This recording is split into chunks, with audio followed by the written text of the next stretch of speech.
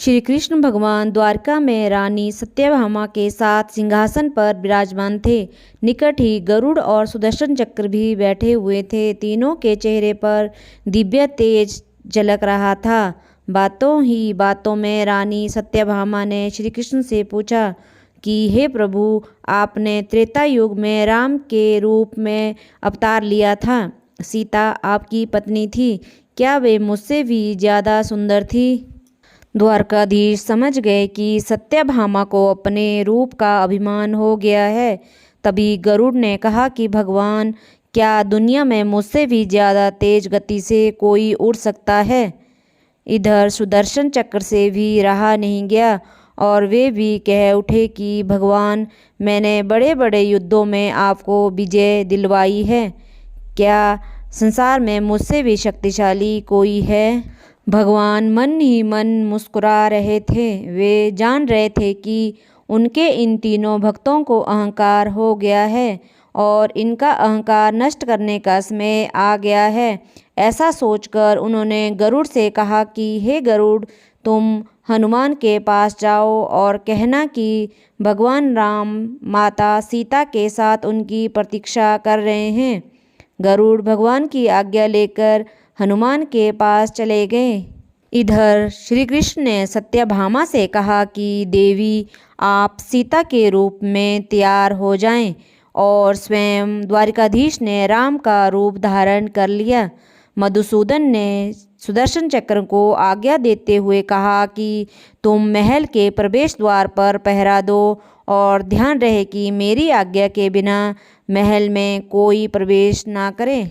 भगवान की आज्ञा पाकर चक्र महल के प्रवेश द्वार पर तैनात हो गए।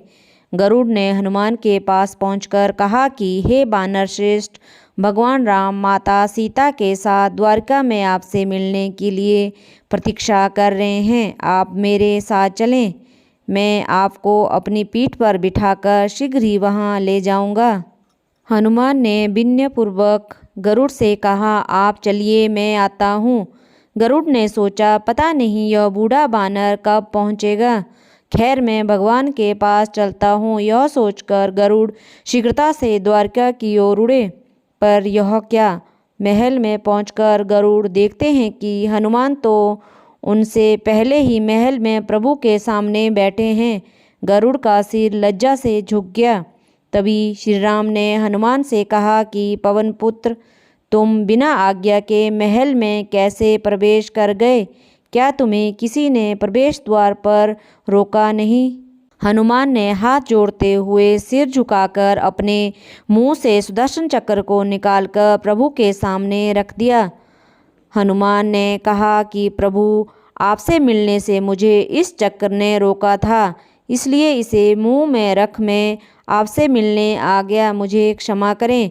भगवान मन ही मन मुस्कुराने लगे। हनुमान ने हाथ जोड़ते हुए श्री राम से प्रश्न किया, हे प्रभु, आज आपने माता सीता के स्थान पर किस दासी को इतना सम्मान दे दिया कि वह आपके साथ सिंहासन पर विराजमान है? अब रानी सत्यभामा का अहंकार भंग होने की बारी थी। उन्हें सुंदरता का अहंकार था जो पल भर में चूर हो गया था।